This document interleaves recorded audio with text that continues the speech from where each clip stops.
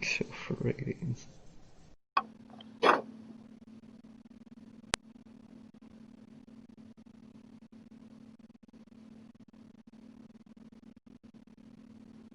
Well, that's sick. They got a Hot Topic exclusive. It's the AEW logo with Mox spray painted over it. Oh, I saw that. That was sick, bro. That went crazy.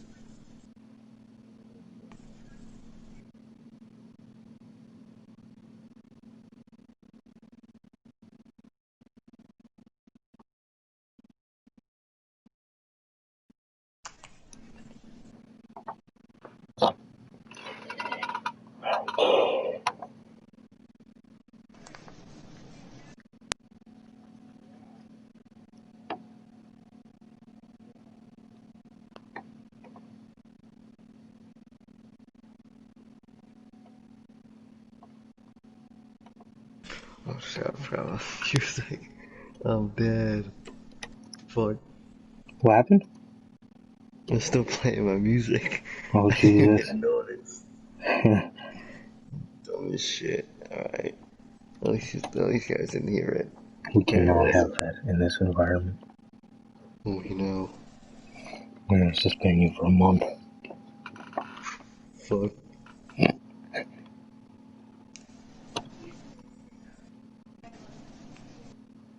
Alright. I'm good.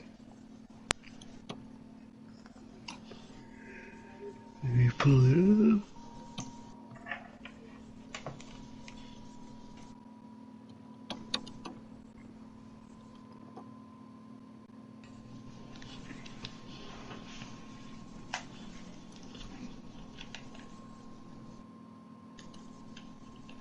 Remember when Mustafa Ali was just Ali? Oh yeah. I remember that shit. God. Just Ali. Andrade Like, still never got his fucking name back. swear. He's He's still forever just just Andrade. Andrade. Oh man, shit. Oh, Jesus. God.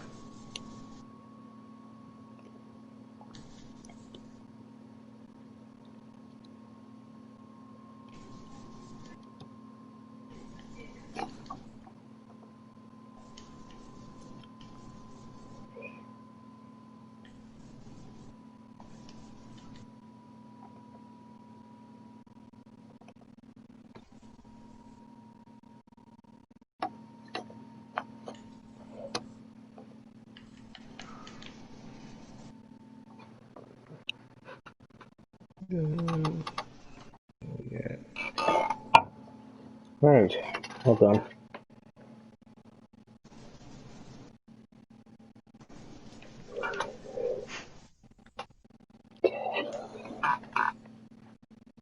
Alrighty.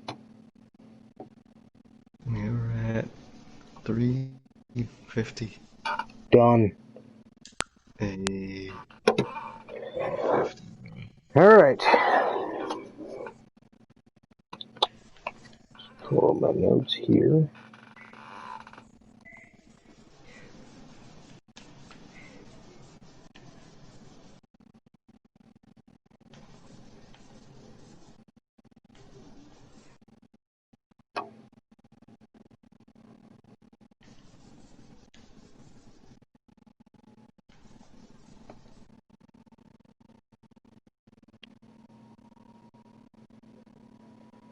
Okay. Alrighty. What is up, guys? We're back with another edition of the Notorious Podcast, episode 16, part 2. This is the last part of episode 16, and it does not feel like we've been doing this for 17 weeks. That's crazy. God. But That's just nuts. we've been on here, bro, every single week, twice a week, except for the first week, but twice a week, 17 weeks here, or is it 15? Yeah, 15. Yeah, 15 weeks. Does not feel like it, but Jesus Christ, we are here. And today, we are on here with not only the news, but the Extreme Rules reaction and review. So, yes, we are on here now. We are live. if this is your first time watching, you guys do not know how this podcast goes. Fridays is specifically for the news. Any other day of the week is our theme show. What is our theme show? Mount Rushmore's fantasy bookings, top 10s, and what if scenarios. Now, next time we'll be on here with that, we will be doing our Mount Rushmore topic. Stay tuned till the end of the video to figure out which Mount Rushmores we will be doing. But as for this episode, we got the reaction and review first, and then we'll get on to the news. So, before we get started, if you guys do not know who we are here at the Notorious podcast, I am Johnny Mayhem, one half of the host of this podcast. As for the other half, we got my boy Sir K here, bro. What's going on? Not much, man. Chill ass day. Just waiting for that call back. Home Depot. Think it's coming. For sure, bro. Yeah, bro. Just chilled and just, did normal shit, shower shit, so just normal average ass day, bro. But what about you? For sure, bro. It was a chill day. I'm just getting ready for my girlfriend's and her cousin's family's graduation party, because there were so many graduations in her family between high school and 8th grade. So today, just went over there, hung out. She bought me my graduation gifts, a lot of stuff from WWE's shop, but I really kind of feel bad about it because I don't like when people spend a lot of money on me. But yeah, I have mixed feelings about it. But regardless, she did give me a lot of good stuff. She would not buy me the Io Shirai shirt because it had a girl on it. So I guess I'll have to buy that one for myself, bro. But on the other hand, yeah, she got me a lot of good stuff, bro. But yeah, so yeah, bro, that's pretty much about it. Yeah, bro. Nice. Hell yeah. For sure. She, do you want to know what she got? Yeah, let us hear it. Alright, bro.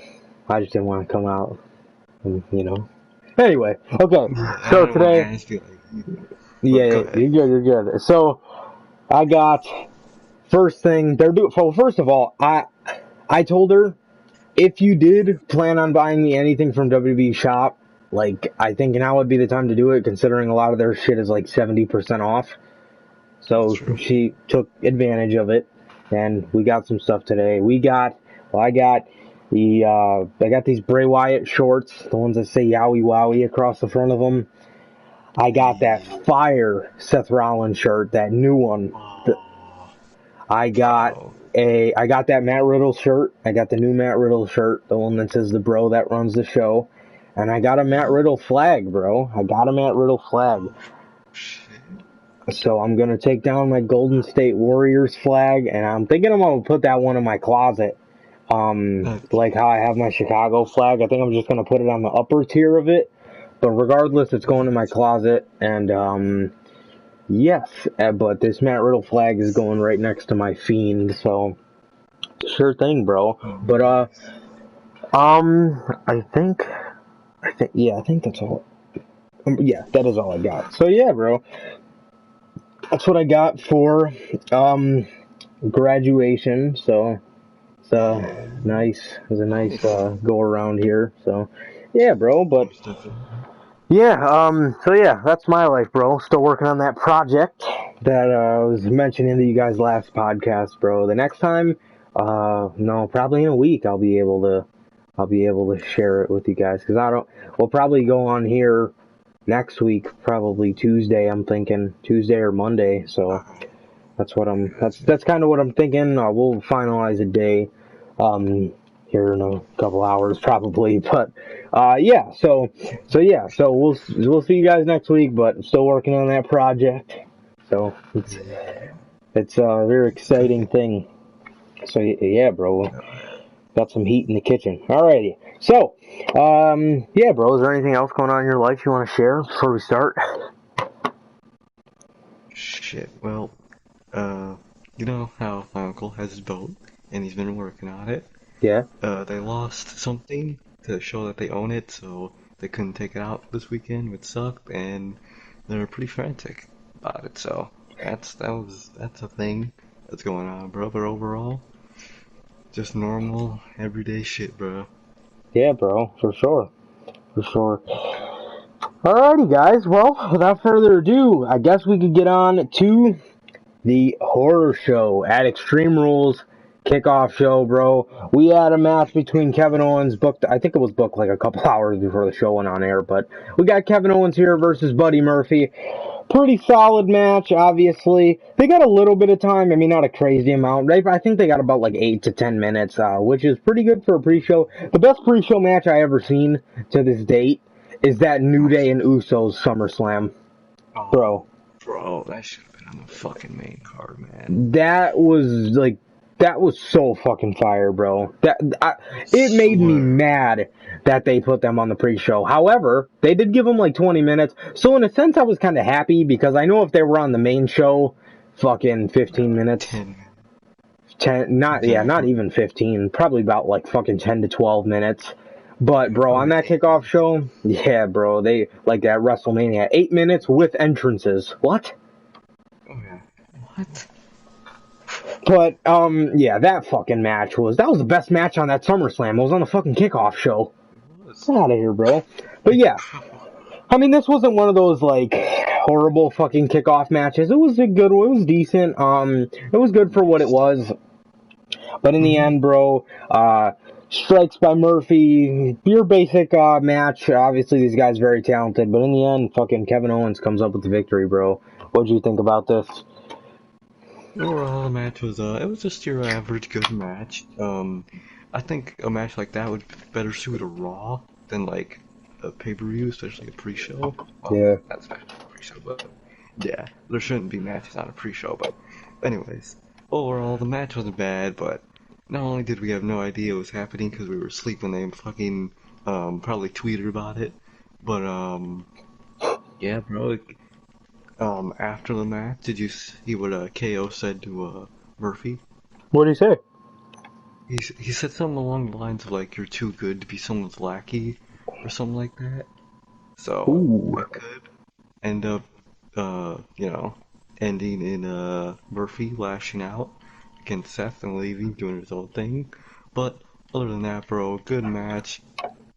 They involved so many people on this fucking storyline for Seth. So, I think they were trying to tie up loose ends as fast as they can, but overall, good match, but just, other than that, it just kinda happened. So, what did you think? Yeah, I mean, match was pretty good. Yeah, I mean, I didn't really think too much of it. Other than that, obviously it being a kickoff match, but I mean, for what it was, it was a pretty damn good match. I will give it that. But yeah, but I mean, I thought it was pretty good. But I mean, bro, this guy is so beyond like fucking talented. And everybody used to make fun of him for just being Alexa Bliss's boyfriend at the time, and fucking. God, did that guy just show everybody, like, fuck you, this is me, bro, and he went out and he showed it, and he one of the best cruiserweight champions, probably the best of, like, that Triple H era. I don't remember Cedric doing too much, but, I mean, if he wasn't the best cruiserweight champion, he did the most while he was in 205 Live. Him and Ali were like the MVPs. I don't know why they never really had Cedric on there too much, but all I remember is Ali and Murphy just going nuts every week on 205. And I mean, if you want to put Murphy in this role, whatever, but eventually he's gotta break out, and you gotta make a star out of this guy. He's too much of he's just too good to be in that role. So, yeah, man. Yeah, that's what I think about it. But, yeah. So that's pretty much all I got on this match. Yeah. Next up, okay, opening the show, Cesaro and Shinsuke Nakamura versus the New Day. My immediate thoughts on this match: it was a fun opener, but there was so much stuff in this match that was just kind of funny, but it kind of made Cesaro and Sheamus look stupid, or Shinsuke look stupid. But I mean, luckily in the end they won, because if they didn't win this match, they would look like a bunch of blithering fucking idiots, straight up. So, there was a spot where Kofi went to like kick Shinsuke, and as soon as he was about to kick him, they fucking panned the camera over. And then the gem of this match was when they stacked the two tables up, and Cesaro and Big E are in a stance where Big E has his back to the table. Cesaro is punching Big E. Big E's fading, and Cesaro is holding him up. And all he has to do is let him go. All he has to do is let him drop, and they would win the match. But no, he gets the strength to push Big E towards him and throw him to the side. That made Cesaro look like a fucking idiot. But luckily, they ended up winning this thing, and the ending of the match, I have to say, was one of the better endings to a table match we've seen in a really long time, if I do say so myself, bro. We always see the table next to table spot. We never see the stacked tables.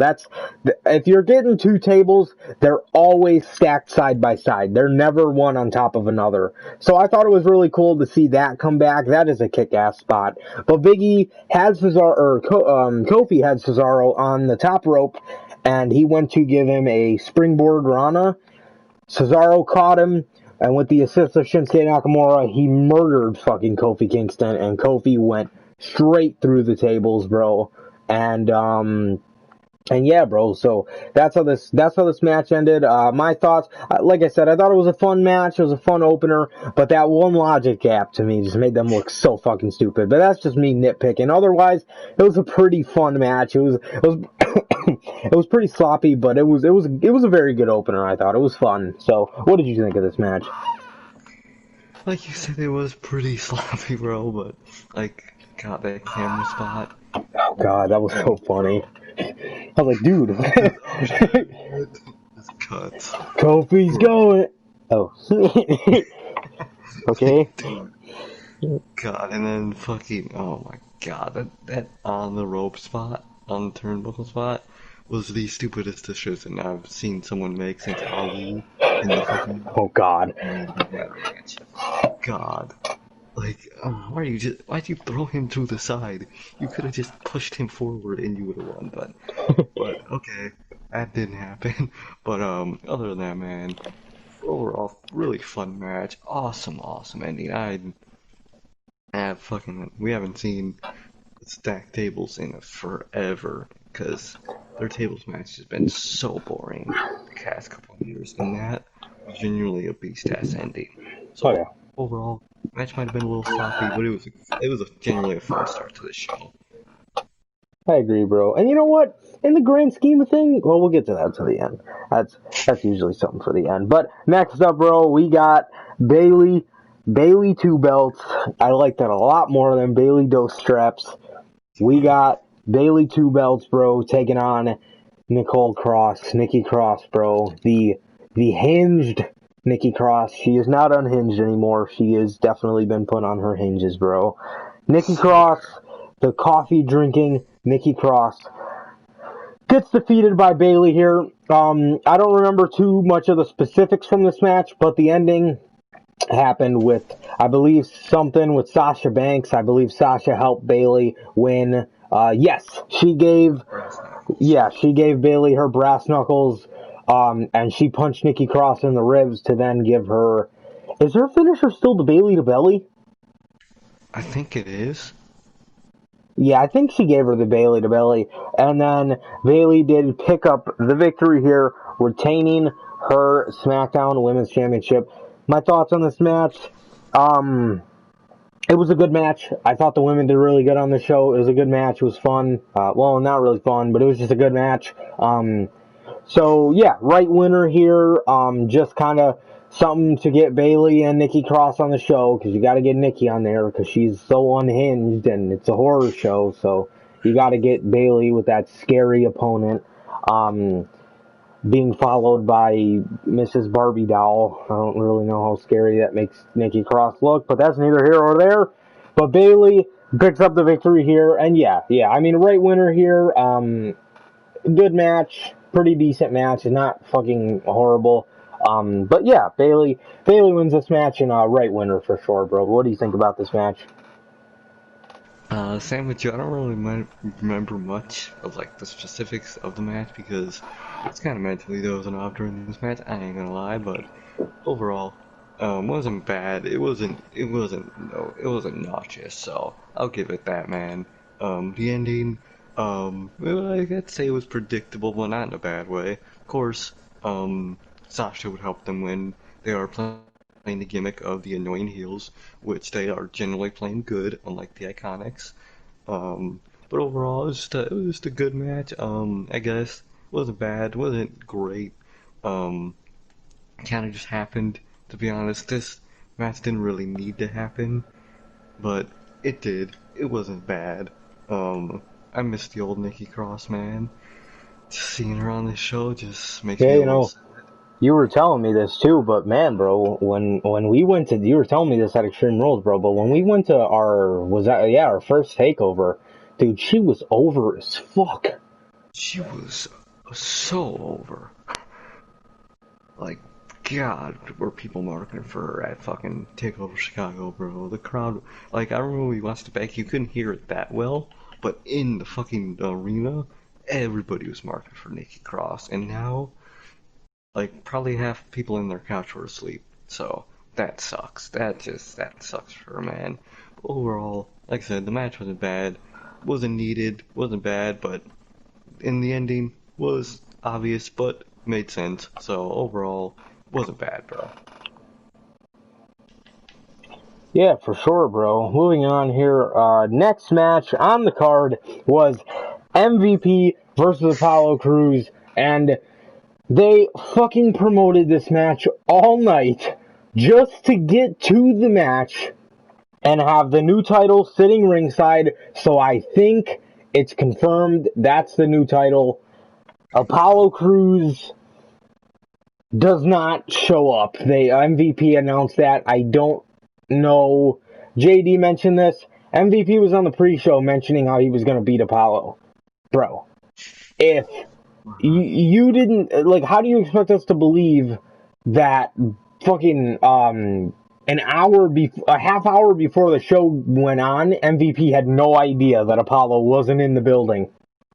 That doesn't make any fucking sense, but Jesus Christ. Fucking WWE for you. So he comes out and declares himself the new US champ. Okay, my first thing, if Apollo has COVID, I do not think it takes this long to recover from. I mean, this guy's been out like a fucking month and a half. And second off, if he's refusing to come to work, why are you stripping Sami Zayn of the championship and Jordan Devlin of the championship, but you're not stripping Apollo Crews? Come on, bro. And if he was injured, why the fuck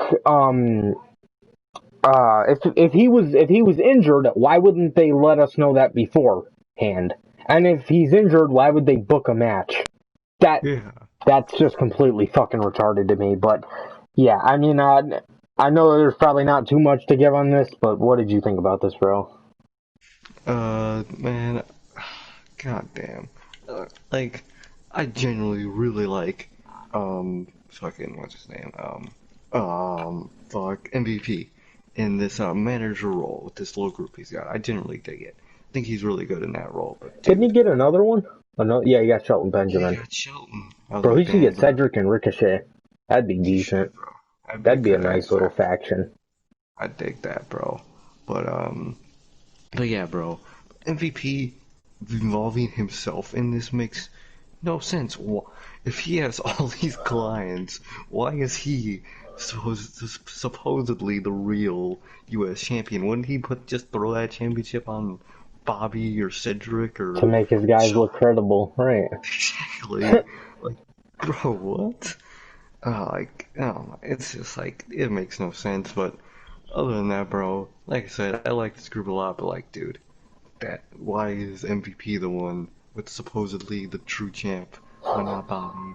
So I don't know, man. I just hope Paulo comes back, does what we gotta do, whether lose it and you know have MVP be the world, the U.S. champion. Hope not, or win that new title, do great things, or join MVP. Whatever he does, bro, I hope that they do, which I think they will, change the U.S. title officially, man. But overall, man, second wasn't bad, but I mean, it's kind of just like, bruh, because it made no sense. But like, who, nothing makes sense in this company at this point, man. So What do you overall, expect, right? it wasn't bad. Sort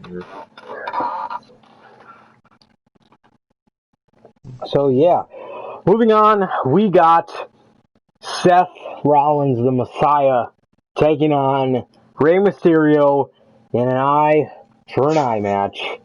And this match was your typical, kind of like working the part match, old school working the part, bro. These guys are working the eye. Seth Rollins came out with fucking a big ass fucking wrench. I was like, God damn,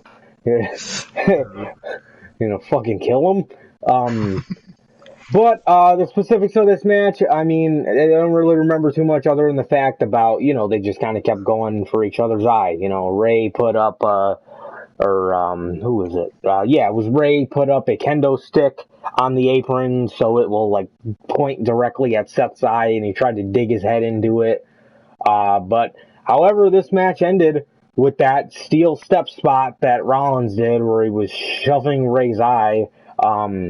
The night after Money in the Bank, and now we are at Extreme Rules, and this is what looks to be the culmination of that storyline, I guess, unless they are continuing it.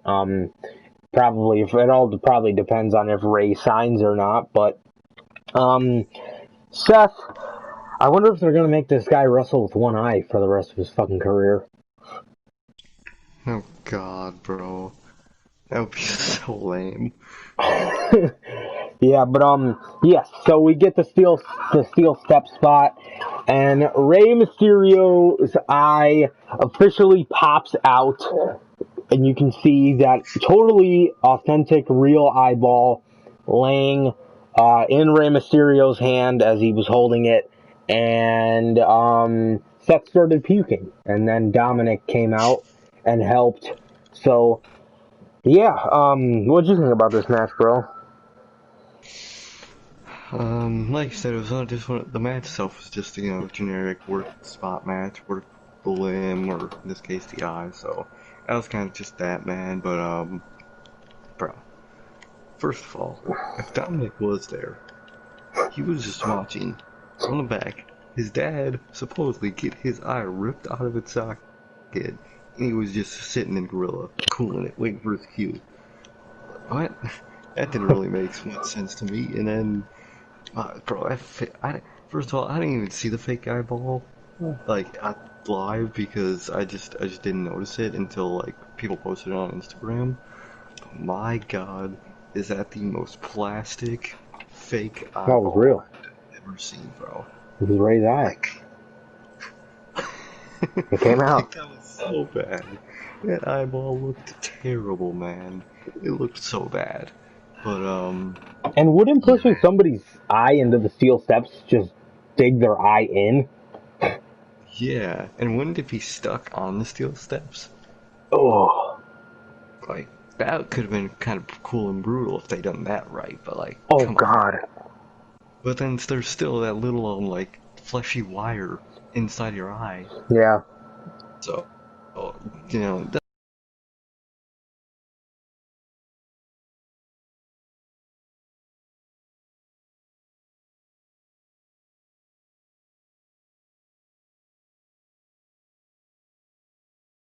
Sasha Banks. Sasha Banks. It all started when Sasha dodged the mist from Asuka, and Asuka sprayed the referee with the mist. Asuka would then catch Sasha in the Asuka lock, standing up. Bayley would come in and smack Asuka in the back with the belt, and Sasha would then pin her, and obviously there's no ref, so none other than Bayley rips the referee's shirt off, um, puts it on herself, and counts the 1, 2, 3 for Sasha. They rung the bell, and Sasha Banks was here Raw was champion, but we did find out on Monday Night Raw that they will be fighting for the championship on Monday to see who the actual definitive winner is.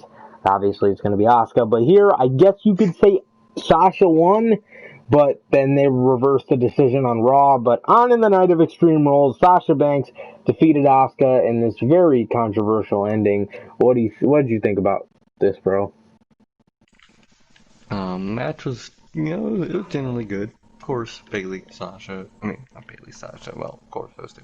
But of course, Asuka and Sasha, two of the best in the ring women. Now, I wouldn't say Sasha's second best right now, but definitely top five. But other than that, man, it was just a good match in itself, man. Don't remember much from it, but it was, generally good.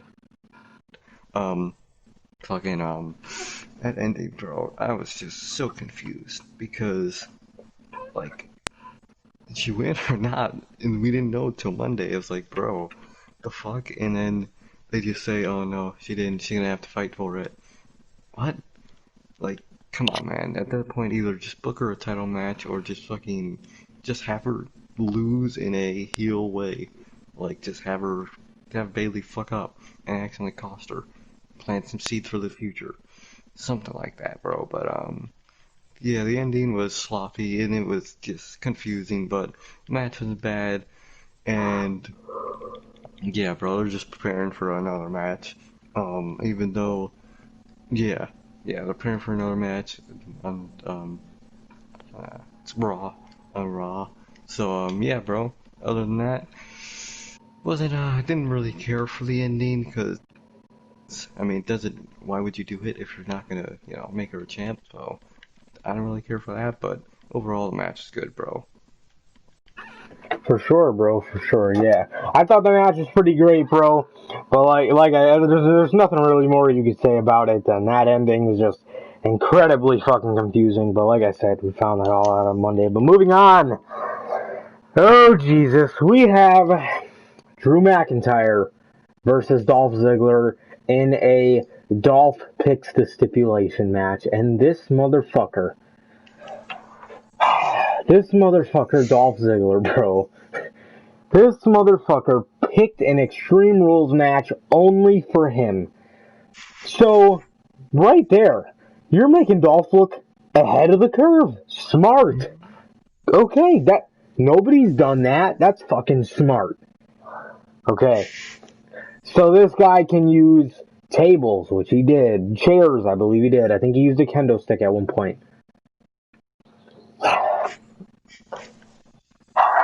And this fucking idiot still still finds the audacity to lose the match, bro.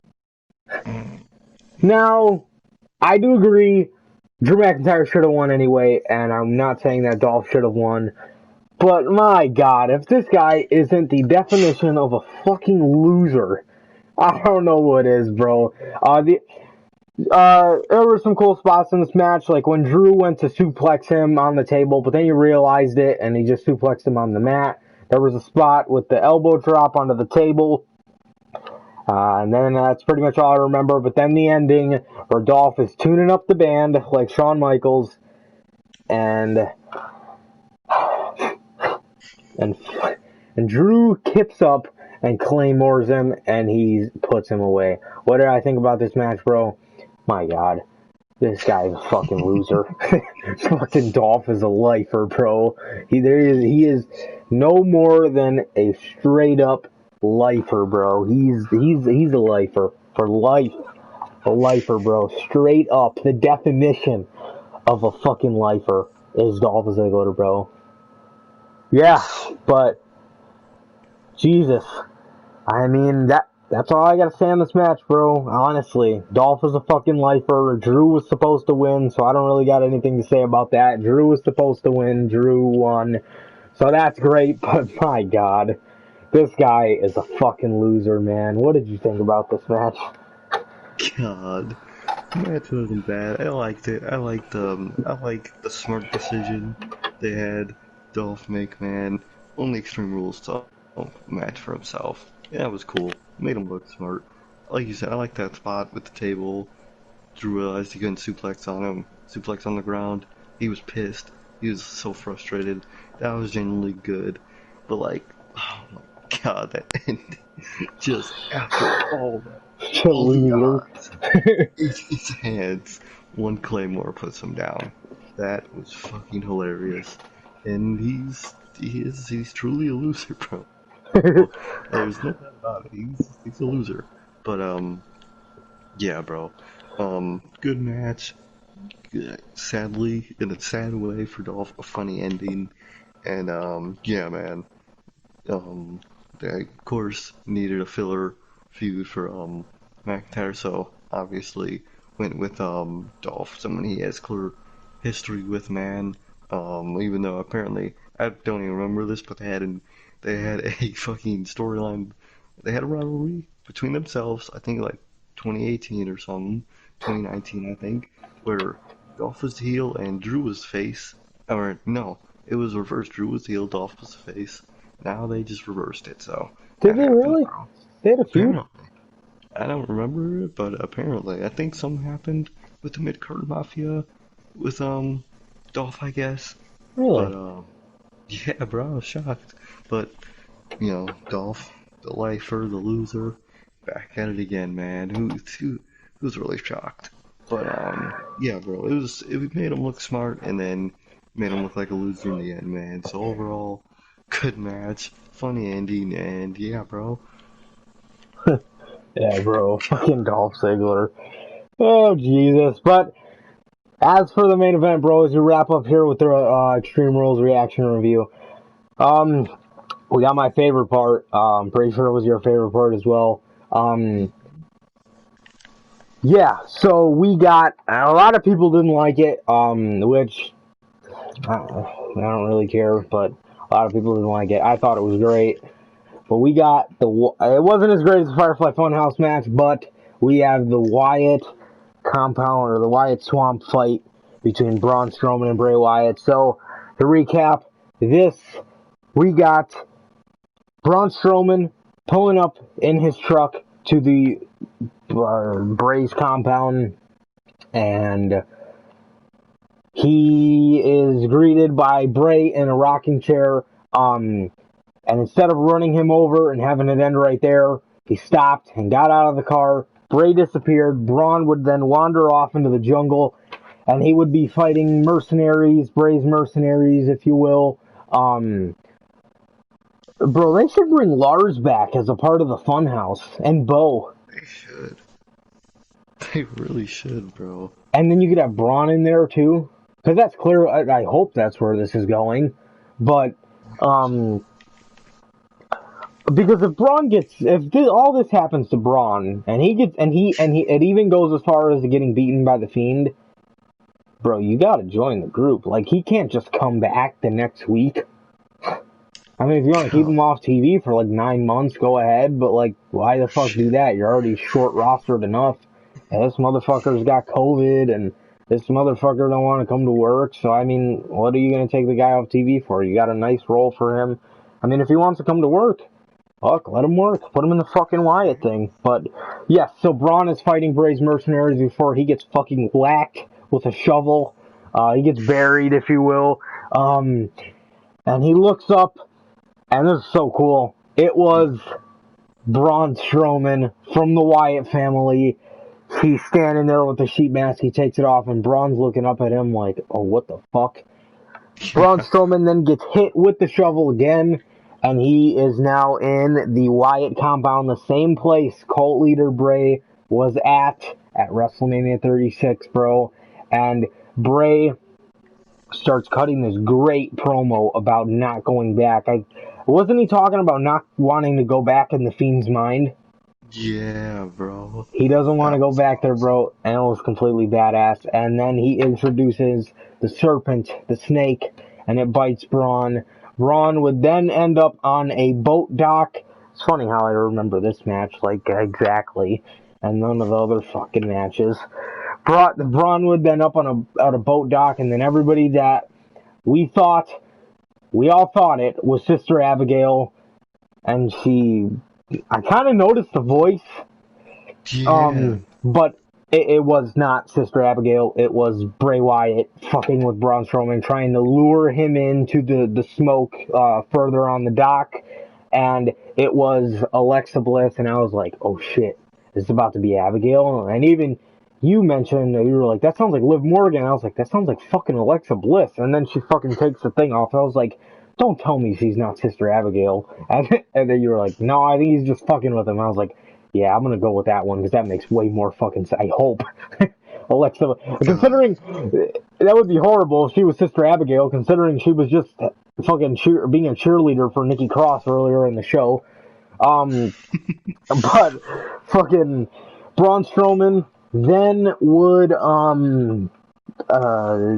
go into the smoke to then be greeted by cult leader Bray, and these motherfuckers start fighting in the swamp, and they're swimming around, they're trying to beat the fuck out of each other until Braun Strowman loses contact with Bray Wyatt. He goes to the end of the dock where they're the cult leader is standing, and he would then spear him off the railing. They would go into the dock. Braun would be fighting Bray. He would get Bray under the water. Braun would go up, and then Bray would pull him back down. And as Bray went to go back up, Bray got pulled down, and all of a sudden we see red light from under the water. And who comes up? Not Braun, not even Bray, but the Fiend, bro. Well, not Cult Leader Bray, but the Fiend would come up and rise from the water like fucking Jason, and that's how the show would end. And my immediate thoughts on this match: a lot of people did not like it. I fucking loved it. Wyatt's a genius. I love the play. I loved the whole. I love that Braun Strowman spot where he was looking at himself. Um, Oh, I love the part where he got bit by the snake. I love the promo before that. Um, I loved the whole Alexa Bliss play. Bray Wyatt fucking with Alexa, or fucking with Braun with Alexa. Um, Braun was dumb enough to fucking walk into the smoke, and Bray Wyatt was there to meet him. And then obviously, bro, I love seeing Bray get pulled down, and we're like, what are they just gonna keep pulling each other up and down? But no, Bray got pulled down by the Fiend. So what do you know, man? Bray was lured back into the Fiend, bro. And now it looks like we're setting up for SummerSlam, which is I haven't watched SmackDown yet. But don't tell me anything. But I'm hoping Bray's on the show. If Braun's on the show, they're fucking weird. At least give them 1 week off, maybe two. But my God, guys. But I'm not sure if he was on the show tonight. So I mean, if he was, that's kind of fucking stupid. But I hope Bray is. I mean, you gotta follow up on something like that, bro. So yes, but um, yeah, I thought it was fantastic. I loved it. My favorite part, I think, was other than the Fiend. Obviously, that's probably my favorite part by default. But other than that, was that fucking promo when he had Strowman tied up in the rocking chair. So yeah, I'm kind of surprised we didn't see Rowan, but it's all good, bro. Because I mean, it was awesome. I personally, I enjoyed the fuck out of it. So what did you think about it, bro? bro, that shit went fucking crazy. First of all, goons on Twitter, Alexa is not Sister. If she is, bro, I think that's just terrible booking. But it's called mind games. It's something Bray Wyatt's always done, and a lot of people The hated mind games. this. God, a lot of people hated this thing because they don't get that literal point of Bray Wyatt. Theatrical matches are all mind games. That's what every single one of them is. So, like, come on, man. And, bro, that promo of the Fiend, bro, and not of the Fiend, of Wyatt, not wanting to go back into Bray's mind, back into the Fiend was amazing. And I didn't even think about it till, till now, but I think Bray being pulled underwater is supposed to be like symbolism for the Fiend pulling that Wyatt back down to where the Fiend likes him to be. So I think that's awesome. That's some mark ass shit. Um, Great shit. I loved almost basically everything about this fucking thing. Um, loved even, bro, even Braun's acting in this was genuinely good. Yeah, Like that was so surprising.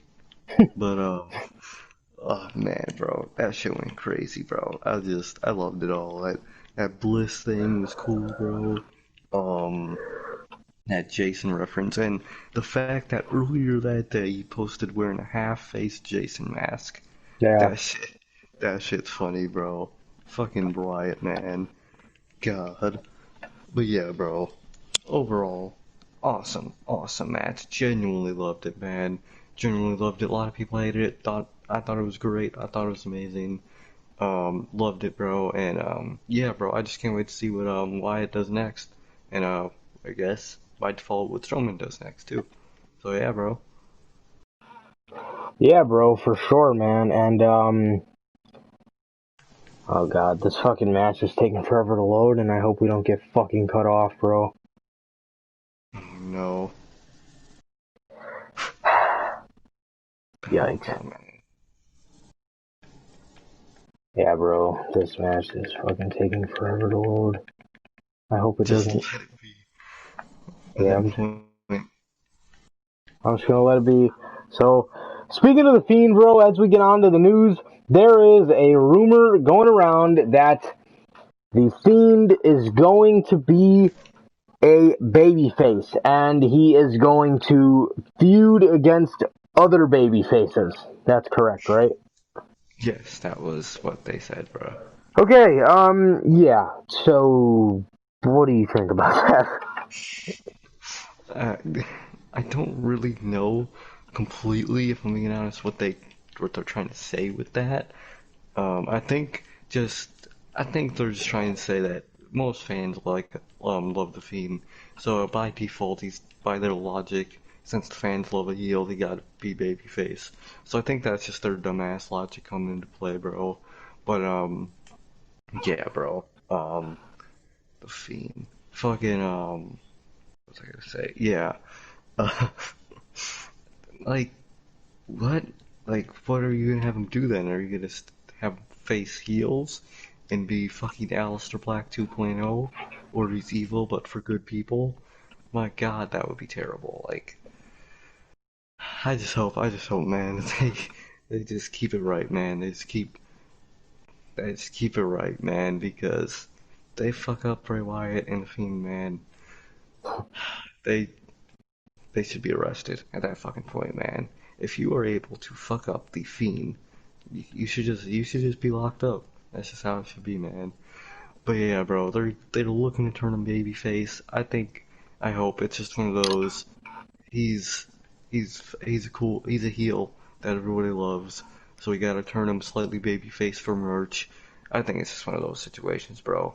But overall, man, yeah, bro, what do you think about this shit?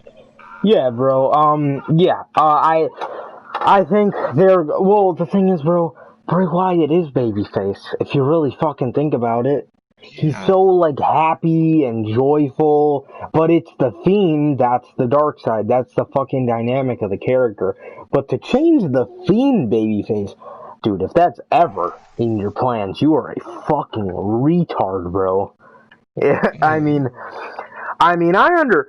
So what I kind of take from this is like they're gonna have maybe Wyatt pander to the crowd a little more. I would think, which is completely fine because it's Wyatt. But to turn the Fiend babyface, I don't know how that's gonna go. I don't know how you can make a character like that a babyface. But regardless, yeah, I mean, very very stupid if that's the case. I kind of would the Fiend. I mean, if you wanted to turn him anything, bro, I understand a lot of people say this about a lot of people, but like, turn him tweener. You know what I mean? He can do. He can be a baby face, which are the Fiend is already a baby face by default, bro. Everybody loves the Fiend, and if you don't, you're probably just one of fucking few simpletons in the world. But I mean, yeah, everybody loves the Fiend. The Fiend is basically already babyface by default. You know what I mean? The Fiend is Bray's evil side. Why would you turn his evil side babyface? That just does not fucking make any sense. Um, yeah, bro, but, yeah, I mean, that honestly just makes no sense, but I mean, if you want to turn Funhouse Bray babyface, I mean, he kinda already is, so, Bray is just that tweener character, though, bro. He goes in and out. You know what I mean? Yeah. That's the whole point. So, yeah, bro, so that's that story. Moving on, Tessa Blanchard held up Impact Wrestling for their title, which, yes, is stolen property. She held Impact Wrestling up for $150,000 for a championship that is not hers. What do you think about that, bro?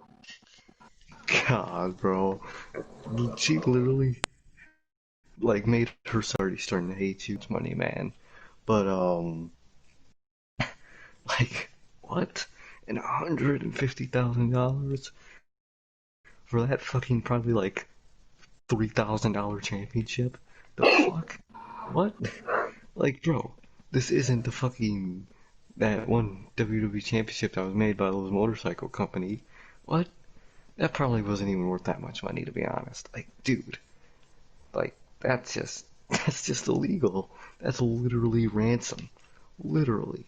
She could be arrested for that. Like, dude, what was your logic? I don't get what you want to do with that besides gaining some money, which she was already guaranteed because it looked like she might go to WWE. So she was like already guaranteed money, like in her career. So I don't get her plan, but yeah, man, Tessa, man, just not looking good for her, man. Overall, not looking good. But yeah, bro, that shit happened. So that shit's crazy. And yeah, bro, what'd you think about that shit? Yeah, bro. First off, dude, if you're trying to get a job anywhere, who, who, who the fuck is there? The only people that are dumb enough to fucking take you, and maybe not dumb enough to take you because she's very fucking talented, but the only people that are realistically gonna take you seems to be the place that she's gonna end up. It's gonna be WWE. WWE is gonna take her, but well, Tony Khan, I feel, doesn't like her. Kind of. Yeah. Well, maybe then not that he doesn't like her, but he doesn't like the shit that surrounds her. So Yeah. maybe I could see him drifting away from Tessa. But however, if she were to do some shit like that in AEW and her dad's there, I don't really think that would slide. But I mean, um, yeah, I mean, she's gonna go to WWE, and she can't do that in WWE because WWE will fucking take everything to the courts. So good luck with that.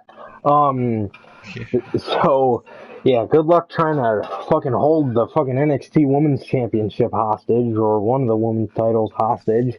Um, Swear. and they probably couldn't even really do that in WWE anyway because they have so Yeah. many replica belts. They'd probably be like, okay, keep it.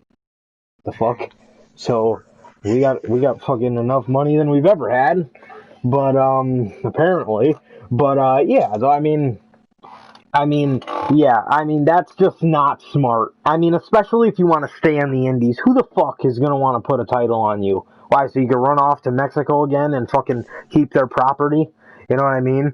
I now thinking about it, AEW probably wouldn't bat an eye either. They'll be like, okay, fuck you, keep the title. We Yeah. fucking can have another one made. Um, so yeah, bro. Tessa, I mean, she's just making very dumb business decisions at this point, in my honest opinion. And bro, listen, if you think Impact fucking treated you wrong, why did you want to stay there? And okay, you left, so that's the end of it, bro. They let you go. Why are you holding their title Exactly. hostage? Like, do you hate them that No, much? They basically. fucking made you their world champion. Their world Exactly. champion. I don't understand what Impact did wrong here. I think they've done right by Tessa Blanchard, but apparently not. I mean, I don't Swear. watch Impact, so I don't know how she's booked, but I mean, bro, you were their fucking world champion. You know what I mean? Exactly. Like, come on. You're a Like, woman. That doesn't happen often. Cherish it. They let you have that. You know what I mean? When's the last time a woman was a world champion in a major company? Tessa. And before that, there wasn't. China was the so, Intercontinental Champion. Okay? She wasn't a world. I mean, no disrespect to China, but like, we never really see women as world champions. I think she might have been the first. Was she? um, Probably. they, didn't Beth Phoenix win the men's championship? No, no, no, no.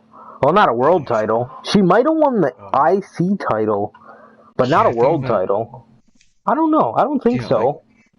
I don't know. yeah, I remember she won some with the men. That's all I remember. But, like, dude, Yeah, God. yeah, for sure. Yeah, I mean, speaking of Impact, bro, we got a lot of signees to Impact since the last time we spoke to you guys on the news, man. So the Fatal 4-Way at Slammiversary was the fourth man was Rich Swann, bro, but to swerve everybody, they made it a Fatal 5-Way. Thus, Eric Young making his return to the company. He did not win the match, but that's neither here or there. I don't really watch Impact, so it's not my hill to die on. But Eric Young makes his return. Brian Myers got promos. Kurt Hawkins got promos played, hyping up his return. The Good Brothers were on the show. Heath, I guess they're just calling him Heath now, not Heath Miller. Um, and the most sad one, EC3 goes back to Impact. But on the brighter side, no reason to get too sad because EC3 reportedly is only exclusive with Impact until January of next year, January 2021. And that's awesome. I think he probably just wants to get his feet wet with this new gimmick. I think the gimmick is great, but I mean, you got to test it out in a wrestling capacity, not just promo videos shot in a studio. And I mean, those promo videos are fire, but there's more to it than that. You gotta test the gimmick out in your actual in an actual company, and I think this is going to be great, and I genuinely think he's going to go to AEW after this. If they don't pick him up, they're fucking stupid. And somebody, I was telling you this yesterday, somebody who has a lot of high pull in AEW mentioned that AEW would be stupid. It might have been Jericho, but I'm not sure. Mentioned that WWE would be stupid, or AEW would be stupid if they did not pick up a guy like Rusev. So Rusev, I think, is eventually going to be a challenger for that TNT title, maybe even a champion. You know what I mean? Maybe he might be the one to beat Cody, or you could always go with Matt Cardona, or you can go with EC3. Well, probably not EC3. I don't see Cody holding the title that long. So honestly, truth be told, I would probably go with either Miro, Rusev, or fucking Matt Cardona, bro. So that's honestly what I would probably go with. Um, because, bro, I'm being honest. People do not give Zack Ryder enough credit. He was the original guy to get himself over through the Oh, yeah. internet. People don't give him enough credit for that. I honestly feel bad for Zack Ryder, but yeah, I think AEW would be a great place for him. Because him and Cody, or no, Cody and Brandy set Matt Cardona up with Chelsea Green, so they're homies, bro. But honestly, back to EC3. EC3, bro. I understand you're going back to Impact. You're familiar with this place. You want to try out your new gimmick, learn it more in a wrestling capacity. But afterwards, bro, he's going to AEW. They would be foolish not to fucking pick him up. Obviously, I don't see him going back to WWE. And the only other place to go is All Elite Wrestling, bro. So, what do you think about these signings? Um, you know, back to the test situation for a second. It's the fact that everybody is loving Impact and loving to go to Impact, I think disproves any argument of Tessa's that they were dicks to her. Just saying, but bro, What the fuck is what does Impact got in their pants, bro? Why does everyone want them? Like, dude, what? All these people are going Impact. Like, are we gonna have to start watching Impact? God, like, goddamn, bro. But yeah, bro. People are going Impact. All these people, man. Basically, fucking Impact is the land of WWE rejects, man. I think that's obvious at this point, man. But shit, yeah, bro. All these people in Impact EC3, which, like you said, I am so glad. It looks like only till January, just testing waters, just doing gimmick, man. Cause he, at this point, has outgrown Impact unbelievably, bro. He does not need them. They probably need him, no an Impact man, but he doesn't need them, bro. He's a star on his own, man. God, I love what he's doing. But like, yeah, man. All these people signed by Impact again don't know what they have in their pants because apparently it's fucking some great because everyone loves Impact and wants to go there. Um, yeah, I don't see um Rusev Miro going to Impact to be honest. I see a slight chance maybe, but I think he wants to. The way he just, I see him with clips of him on his live stream. I seriously see him as just a guy that just wants to do, you know, the one show a week, sometimes two, chill life, bro. I don't think he wants to go back to that WWE style of No. just, or probably even indie style of just all these shows, man. I think he wants a slower wrestling life at this point, man. You know, isn't he like 34, I'm guessing? I could do a quick Google search for you. Let's see. I feel like he's, mid to low 30s, if I'm guessing. It says his year, but it does not say his age. He's 35. Okay, so yeah, bro, he's he's not old, but he's still not young anymore, man. So I think he just wants to, not sit down and retire, but just sit down and have a chill wrestling life. So I could easily see him going to AEW, that chill ass schedule, bro. And same for Matt Cardona, man. Not for the reasons of Rusev, but I just I have a weird feeling he wants to go to AEW and Impact. I think he wants to do both at the same time. Genuinely, Probably. I feel like it because his best friend and co-podcast mate in Brian Myers is in Impact, so of course he still want to be with his best friend in the company, man. But I think he also wants to dip his toes in AEW, man, which I hope he does. But yeah, bro. Don't know what Impact's doing, but apparently they're doing good, bro. Cause shit, they're winning at this point. I mean, fuck.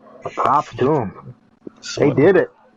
They did. They made it. They were at one point a complete joke to everybody. They Now were look going at to them. go out of business at one point. Yeah. I remember when like Billy Corgan was trying to get. Do you remember that? Like around about Yeah. probably about around the time the Hardys left. Um, fucking yeah, they were gonna close down, man. They made it. So They made they it, thought they bro. were sorry. God. They fucking stole every fucking good talent from every other fucking major company. Fuck. Swear. Yeah, bro, they're Killed doing them. it. And you just mentioned the whole thing about the schedule with for Rusev. Obviously, you could tell that guy just wants to fucking stream. And bro, probably Matt Swear. Cardona as well, dude. The fucking guys, fucking Matt was in WWE for like fucking 12 years, bro. 12 years of Yeah. that schedule. 12 Fuck years. that. See, that's the cool thing about the Bucks is I remember on BTE those little bits where they would be so stressed out and they would say like, "Yo, I don't really know how much longer we can do this. This is like we're away from our Yeah. fucking families so much," and they understand. They understand, which is so awesome. You know what I mean? And it's cool that you just fucking show up to Dynamite, bro. We'll put you on Dark, Yeah. which is recorded the same night at about 1 in the morning.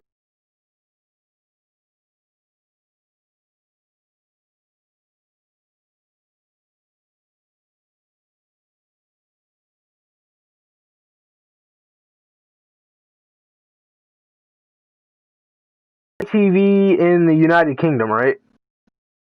Mm-hmm. Yes. Sky TV. Yeah, bro, but someone tweeted out and they said if AEW and NXT weren't on the same night, each show would probably have like 1.5 million viewers each every week. Probably. So, and like Raw is averaging probably around 1.6, 1.7, and AEW has only been around for I think barely over a year, bro. Has it?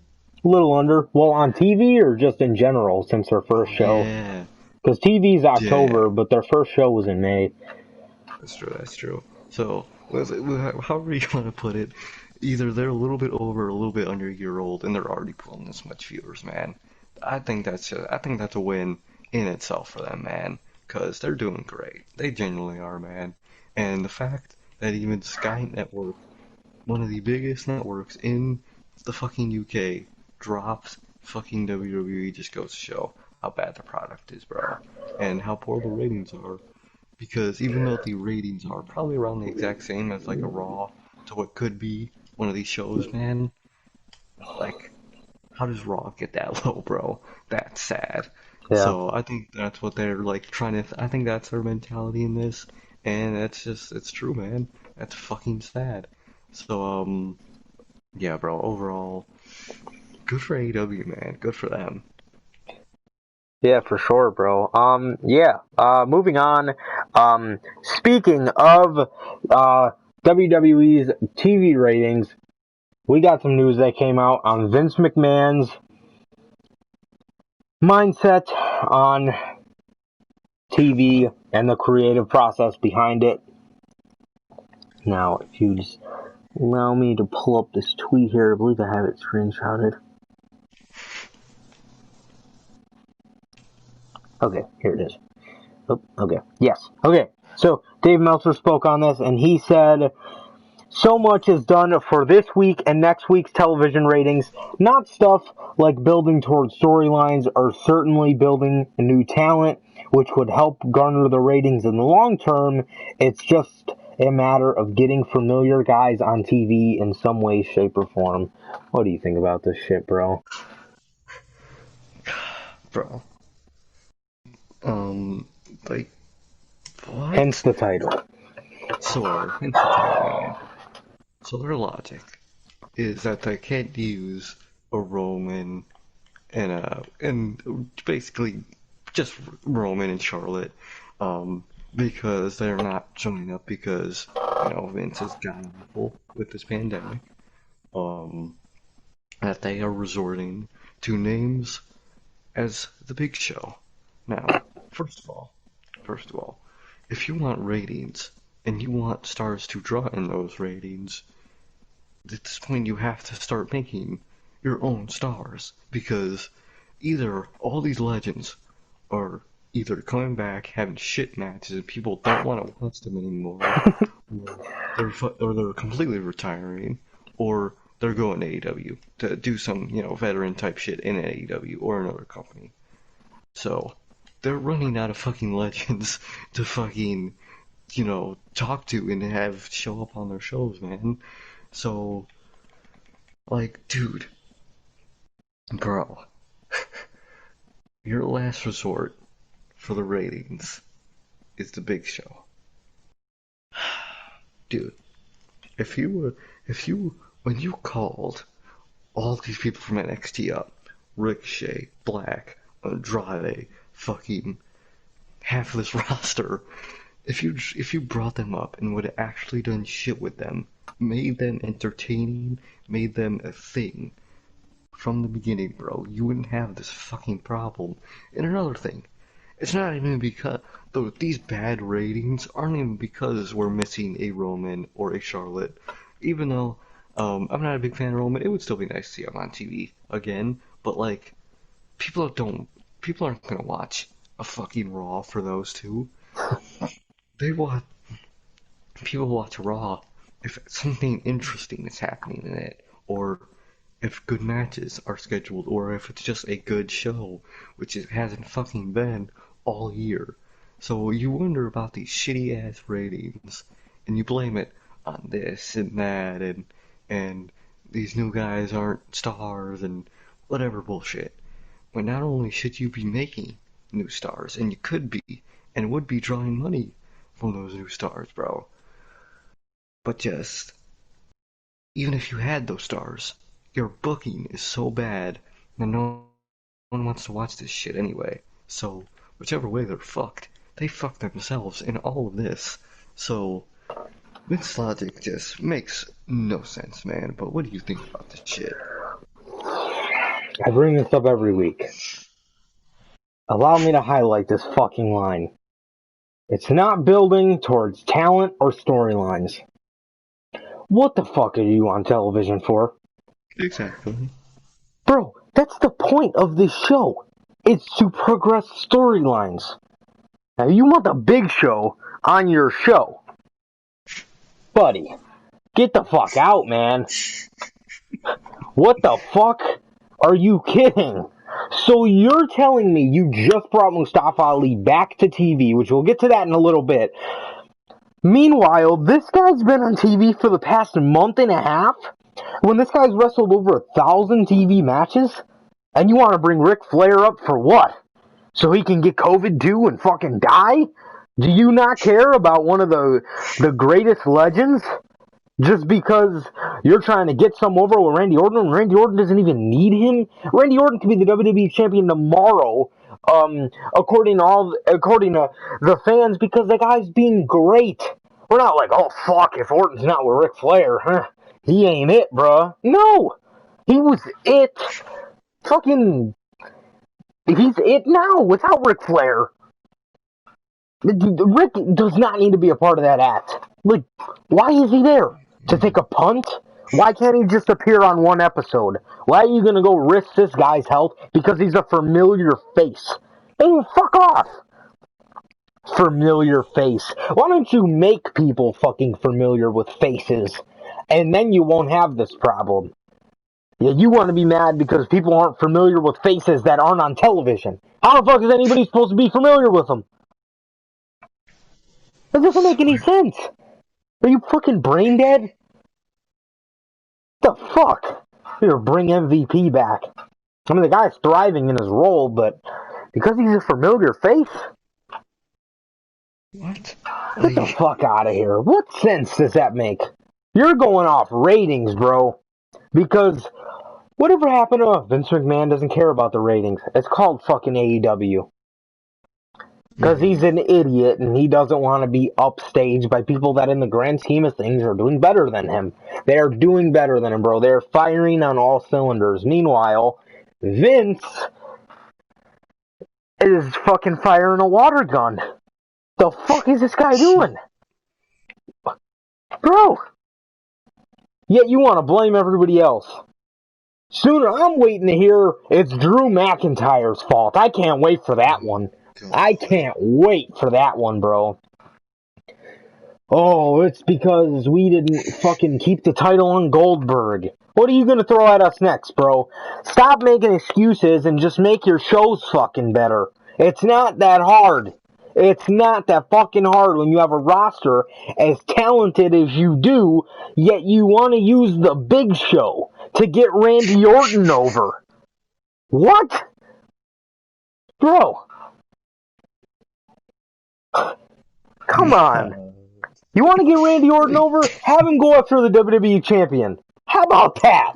What a concept. Wow. Bunch of fucking idiots. Why don't you worry about what's in front of your face, which is your roster that is employed by you, and oh, I don't know, before the whole pandemic, was working 300 days a year. And now fucking we want to keep Mustafa Ali with a hacker gimmick and fucking and have it go nowhere and then have him showed up like he hasn't been off TV for the past 9 months. The fuck out of here, dude. That is so stupid. Why don't you worry about what's in your face now? Worry about the people that are risking their lives showing up to work for your fucking retarded ass. And yet you want to call up Mr. Paul White. You gotta be out of your fucking mind, bro. My God. Jesus, why don't you worry about the people that are fucking sticking their neck out for you so you can get a fucking rating, you fucking dick. Ridiculous. I feel like I have the same rant every fucking week about these dumbass ratings because this guy doesn't want to get his shit together and realize maybe I'm doing something wrong. Has that ever crossed your mind? Ever? Once? Has that ever crossed your mind? What are you gonna fucking blame the people that set up catering? It's their fault? Because nobody's fucking eating good? It's not Titus's fault. The fuck? Who are you gonna play next? They're pointing fingers, bro. Fucking goddamn. Jesus Christ. We need another Bret Hart. Somebody to just sock him in his fucking face. Moving on. Speaking of Randy Orton, bro, we got some rumors on Randy Orton. The rumor currently is for him to go into SummerSlam and still challenge Drew McIntyre after Dolph Ziggler gets his second rematch. Can I just pause there? Why are you getting another rematch? You lost in the worst way possible. You lost in a match that says, okay, you can win now, and you lost. Bro, you're a fucking loser. You're a bum. Get out of here, bro. That's neither here or there. He is still being rumored to challenge Drew McIntyre for the WWE Championship at SummerSlam, which then he is also rumored. I don't know if this is going to be for the WWE Championship or not, but he is rumored to be facing Edge at WrestleMania 37. Yes, you heard me correctly. WrestleMania 37 in an I Quit match. Okay, let me stop you right there. You want to bring back the punt for this feud and an I Quit match? Bro. We got robbed, okay? Gargano and Ciampa I Quit match. I gotta be a little salty, bro. That's neither here or there. I'm happy to see the return of the I Quit match. And as for Orton to beat Drew for the WWE title, I don't know about that, bro. But I guarantee you, soon or after he loses the title, there's going to be a fucking story that Vince McMahon blamed McIntyre for the ratings. I can guarantee you that. But I thought it was going to be the new Roman, guys. Remember that one? Yeah. Apparently not. He's fucking losing to Randy Orton, so at SummerSlam. Which, don't get me wrong, bro. Orton's doing great, but I don't know if... I mean, come on. I don't know if Orton's the one that should take the title off of him. I could see Orton and Drew putting up a great fight, of course, but I don't know. It might be a little too early to take it off Drew. And plus, for people to Orton to feud with, Ali, but they don't. He could have fucking faced Ricochet and Cedric Alexander, but they're not built up. I wonder why. You can't build some... Who the fuck watches Main Event to fucking be familiar with them? Can you tell me one person on this planet that watches Main Event? Unless you want a fucking comedy show to watch, and you already watched them all on Netflix. The fuck out of here. Yeah, but what do you think about this shit, bro? Yeah. God. Well, first of all, as much as I like Orton right now, he does not need that title, and especially Edge does not need that fucking title at Mania. He had his moments. He had his title runs. He doesn't need any. Bro, stop giving world titles to fucking old idiots. Like, I'm not calling those two idiots, but just stop putting it on old people. That's not fun. It's not good. That's not. You wonder why you have no new stars and you go put a world title on Edge. Hey, you know what, too? Sorry to cut you off, but do you want to know why me and Sir K, every time we book fantasy bookings, it ends with one of these fucking guys that have been buried winning a world title? Because most of the time, the world titles are being consumed with old people. Why do you think we always do that? Because we think Ricochet would make a great WWE champion. And they want to fucking suppress these championships with fucking old people. So if you're wondering why most of our coronations end with these buried people being a champion, a world champion of some sort, There's your fucking answer, because because that's a fucking gold mine these days. I was surprised McIntyre fucking won it, because most of the time it's either on Brock or somebody above the age of 45. Sorry, keep going. Yeah, bro, dude, you have so much fucking talent on these shows, and you want to put it on Edge when you're over here bitching while you don't have stars, and you do that. That literally contradicts any point Vince McMahon has. Like, dude, they just don't need him, man.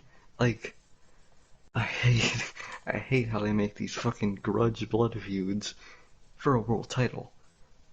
Brock and Goldberg need the Universal, neither does Orton and Edge, man. At the very, if you want to give them a title, give them give them the U.S. title. That can make that title mean something, and then put it on young people, have them keep the meaning. Boom, that title actually develops a meaning. That wouldn't be bad, but not the fucking world title. I'm still waiting for fucking um Black to get his hands on it. I'm still waiting for Ali to get his hands on it. I'm still waiting for all these other fucking people to get their hands on it. So Orton and Edge, no, spare us, because even though they're great talents, no one wants to see them in that role, man. They're they're way past that role at this point, man. Both of them. If you really want to put a title on them, the U.S. could be an option. Other than that, don't bother, because no, just stop. Just please stop with these titles on these people, man. If you're above the age of 41, unless you're maybe an AJ Styles, you shouldn't be anywhere near a world championship unless you're just making a younger guy look good, which you know they won't be with Edge and Orton, because Edge will probably lose it to Roman when Roman comes back, and that's just the most obvious shit in the world, man. So yeah, bro, you have to. It's just like so much talent, and you do this. It's just Vince wonders why these ratings are so shit, and he builds no one and does this. So I don't feel bad for Vince, bro. That's just how it is. Fuck Vince, and fuck the ratings, man, because they deserve all these ratings that they have. They deserve it all. So yeah, man. Yeah, bro, for sure. And speaking of somebody you just mentioned, Mustafa Ali, he came back to WWE television this week, bro. What do you think? And by the way, he came back as a mystery opponent to face off against Shelton Benjamin, Bobby Lashley, and MVP, and he returned to help the fucking Ricochet and Cedric Alexander. What do you think about this? God, so you're gonna just forget about this hacker gimmick and just bring him back to TV. That just makes so much sense, man. Their logic is just un par, man. In par, the best logic in the business, man. Best Oh, yeah. logic. But dude, if this doesn't somehow all end with Mustafa with that fucking new U.S. title, why did you bring him back? On the fucking family till you have a spot for him. If he doesn't win that thing, man, he needs he needs to win something. Everyone wants Mustafa to win something, whether it's US, the IC, the fucking world title, which he should have won, but I'll give it to Kofi, man. He did deserve it too, but still, like, bro, I just want Ali. I want them to do something with Ali, man. He is such an amazing talent, one of my favorites on their fucking roster right now, and they stay doing nothing with him, man. Like, come on, man. This man has so much potential in a star. He can be an amazing merch seller if you made great merch for him, man. He could be an inspiration to kids, man. Like, he could do so many things, man. And you just always delegate him to just helping other people. Just he's not Batman, okay? He's not fucking in the alleyways and fucking at night in Chicago, running around beating up drug dealers. He should be fucking winning the U.S. title, bro. He's not. He's not Batman. Stop making him do this shit. He's not Aleister Black. So just you scrap the hacker the gimmick to probably and realistically not even win the U.S. title, man. The fuck? What do you think about this, man? Yeah, yeah, obviously hacker fucking shit is done. Um, which, bro, why would you do that why would you do that to him, man? I mean, I think, though, they should have had him involved a little more, and I can see why he's getting frustrated, you know what I mean? He sees Paul Heyman's building all these future guys, and you're on SmackDown waiting because they want to wait to drop subtle hints when we all know that there's clearly a hacker. So to me that was a little fucking stupid, but yeah. I mean, having him come back is better, like you said. You just said it perfectly, bro. This is better result in some kind of U.S. title run or something, dude. Give the guy something, bro. He's so popular and he's proved that he really has, bro. A lot of people liked Ali, bro, but then you just took him off television because why the fuck not? And yeah, so I mean, I just want them to do something with him, bro. It's just completely ridiculous to have somebody of that talent doing that. It's just retarded to me. Also, moving on here, we got another return, but instead this one was on Wednesday night, bro. We got the Inner Circle reformed, if you will. We have Sammy Guevara surprise returning, and yeah, what do you think about this, bro? Good to see him back, man. Hey, I never really used to like Sammy Guevara, but he is genuinely really growing on me, man. I genuinely starting to like what he's doing, Same. man.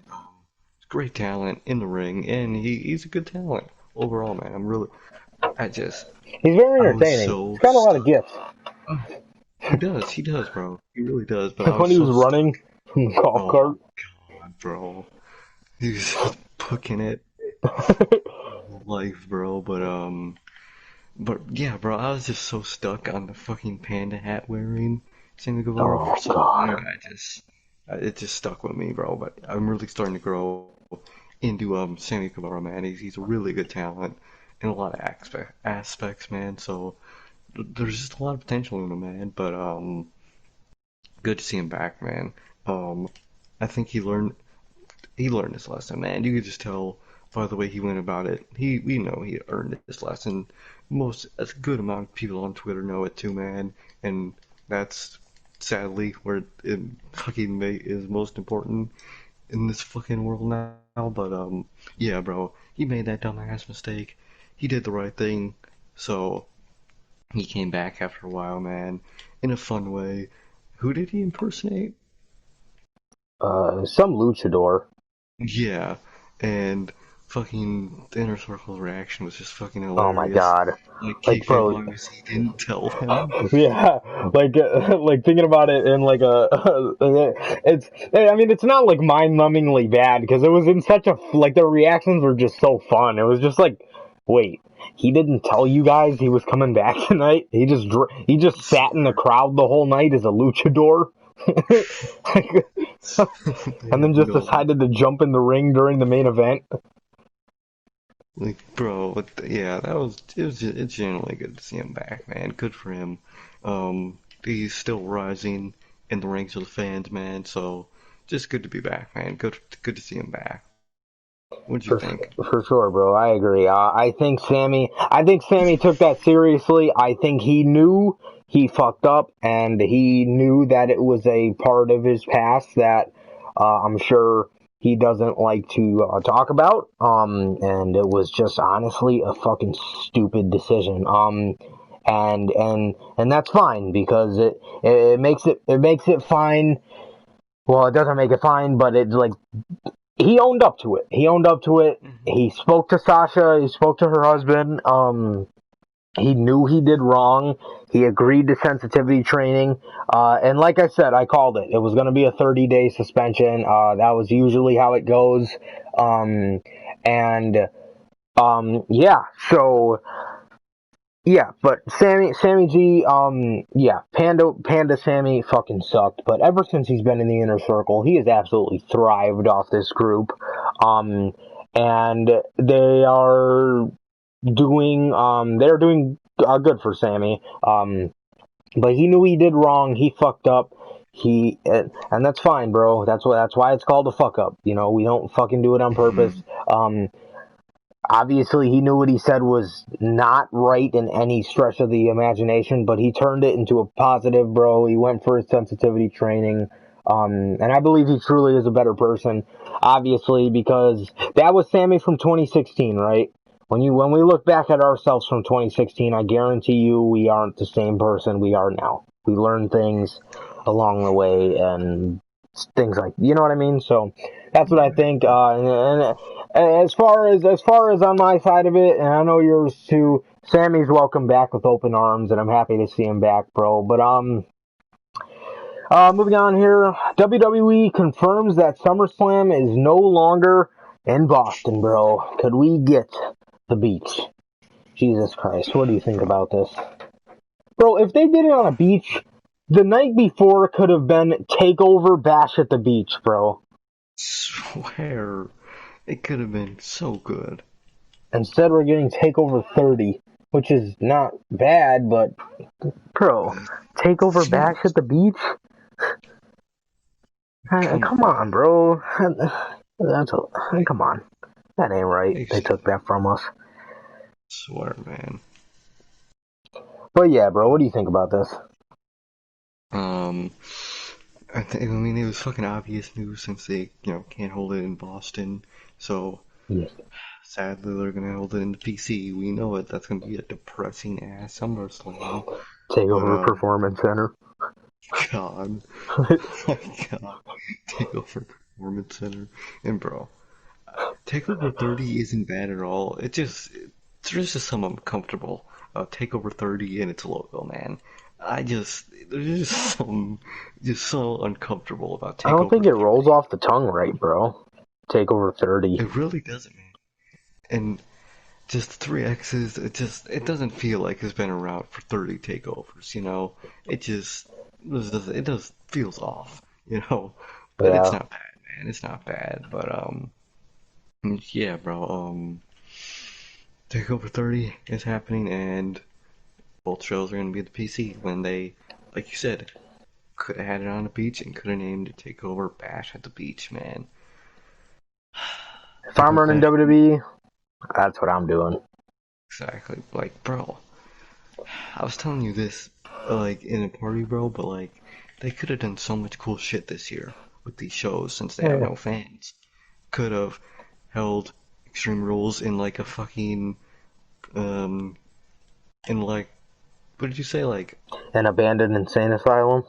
yeah, they could have held Money in the Bank in a bank, and in an empty bank, bro. They could have held SummerSlam on a fucking beach.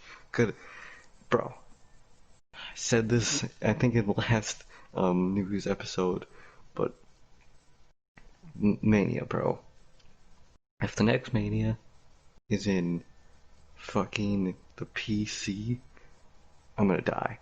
What Cause if they went to Raymond James Stadium and I think the part where the boat is has a little platform under it where you could put a ring?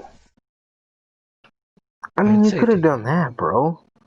Like, do something cool for the at least the big shows, man.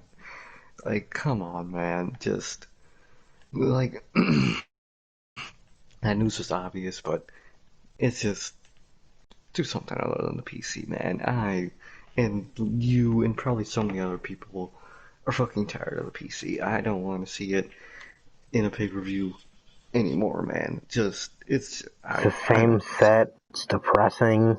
swear, Like, man. dude, put up a big X or something, dude. Fuck. something, man. Cause my God, in this, bro, that NXT crowd is so bad. They are those people are amazing in the ring. They can be amazing on the mic, but as acting as fake fans, my God, are they fucking terrible at it, and I hate it. So the news is obvious, but please do something cool, even though they're not, man. But what do you think about this, man? Yeah, dude. A fucking beach, bro. Please. And if you're not gonna do a beach, dude, fucking have it on the top of the performance center or something, bro. Please. Dude, just fucking do something. Don't have this in the PC again, bro. I mean, I know they're fucking going to, but it's just so depressing. It's just so, it's like the same, it's the fucking same fucking stage, fucking plexiglass. I'm like, bro, just do it on a beach and have it to where the fucking chairs and fucking actually give out chairs and have the chairs set apart, bro. Do it cool, bro. But I mean, as for this take, I mean, you pretty much just said everything, bro. You could have done so much cool shit with this year. But now that SummerSlam is officially out of Boston, it sucks. It sucks. I really fucking wish they would do something on a beach, but it's gonna be in the Performance Center, bro. It's gonna be in the Performance Center, unfortunately. Yeah, that's pretty much all I got to say on it, bro. I mean, you pretty much covered everything.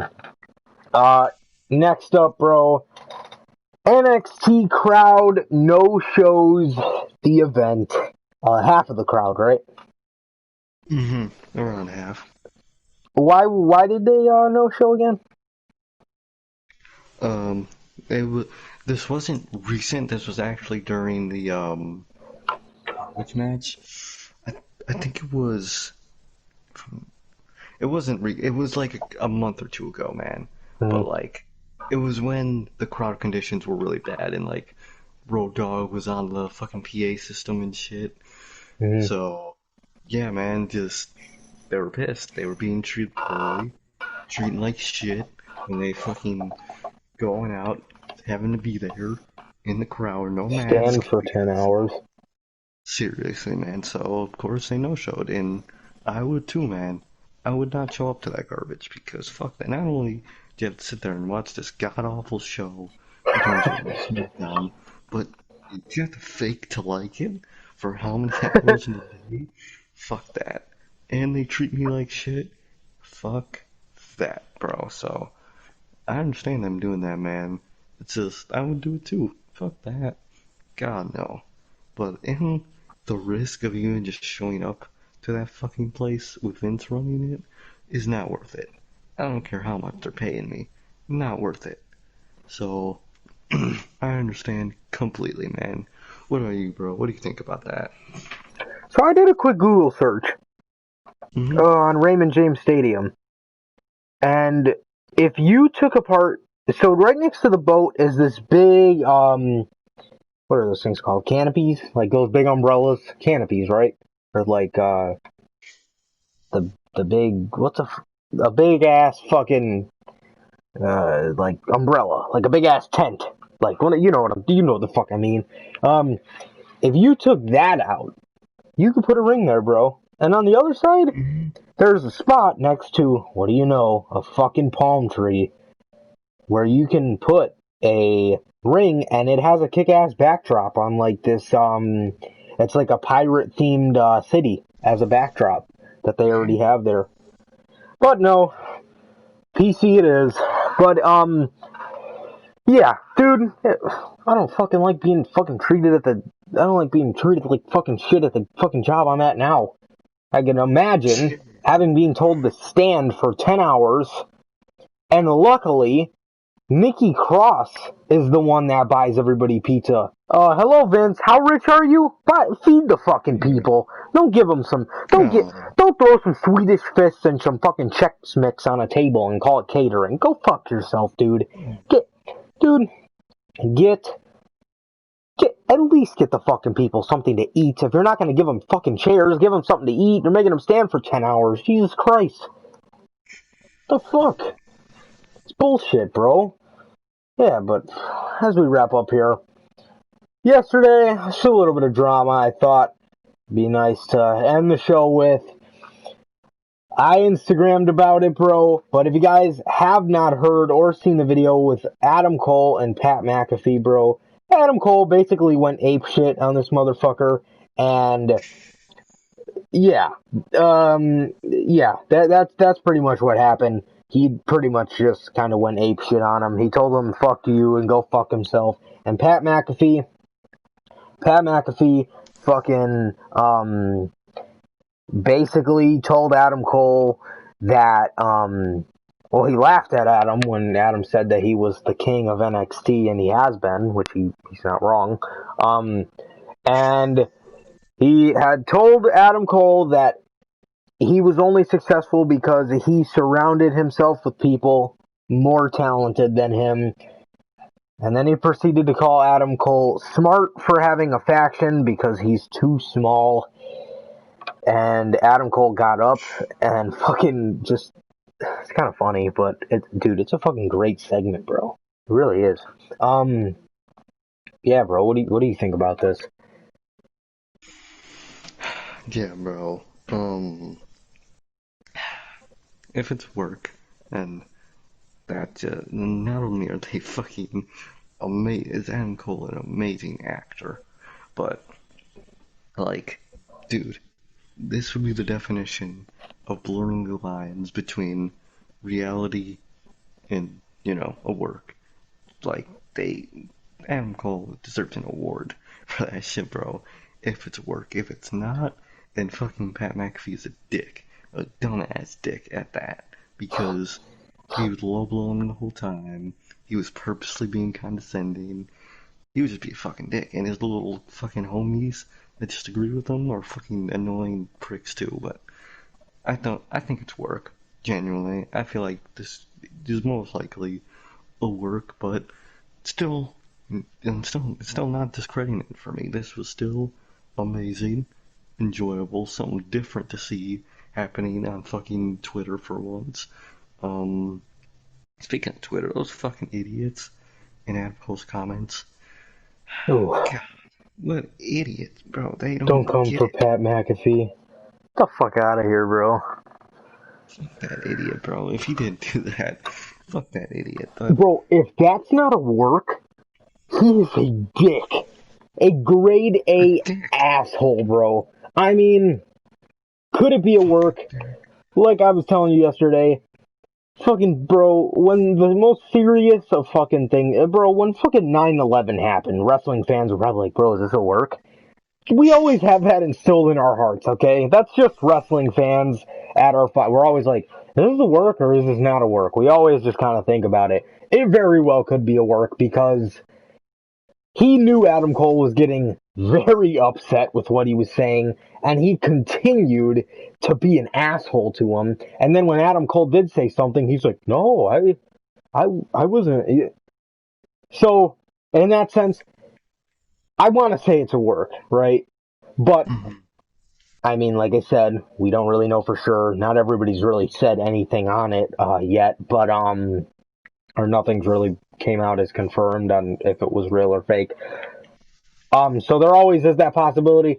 I feel like it was a work. I hope it was a work, or else he's not a fucking or else he is a fucking idiot. And like I said on Instagram, bro, good for Adam Cole.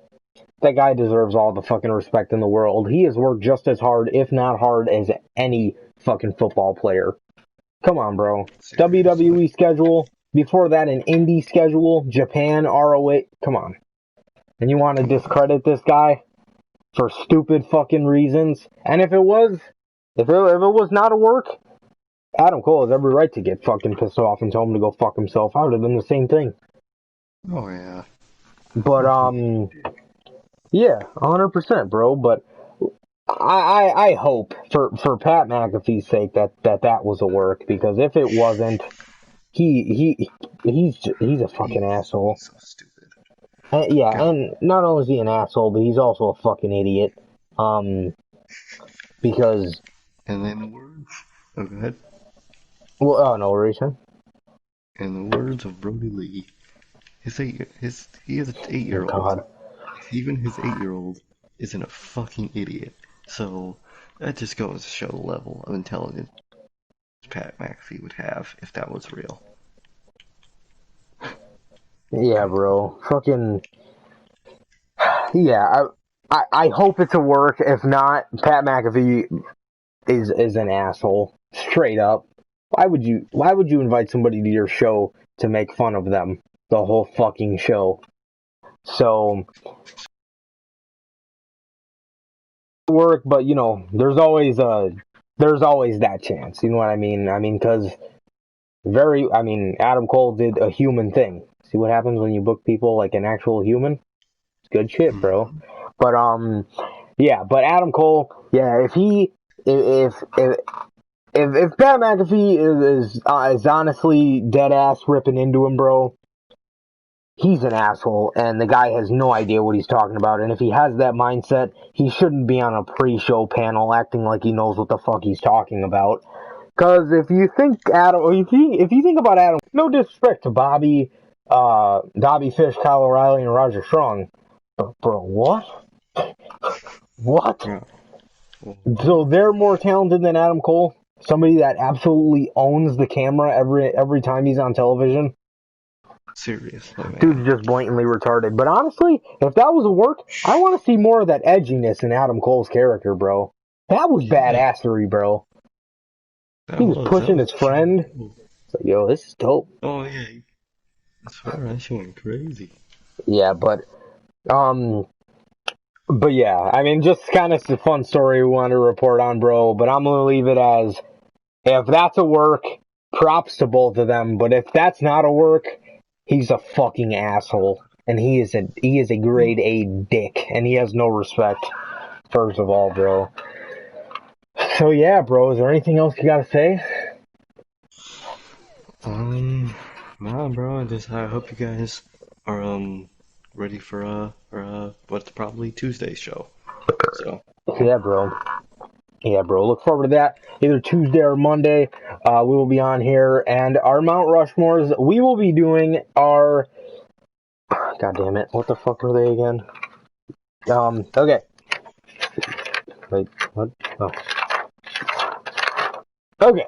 Our Mount Rushmores. We will be doing a Mount Rushmore of characters, our Mount Rushmore of resurgences, and our Mount Rushmores of comebacks, bro. So look forward to that, man. We will be bringing that to you around Monday or Tuesday of next week. So look out for that.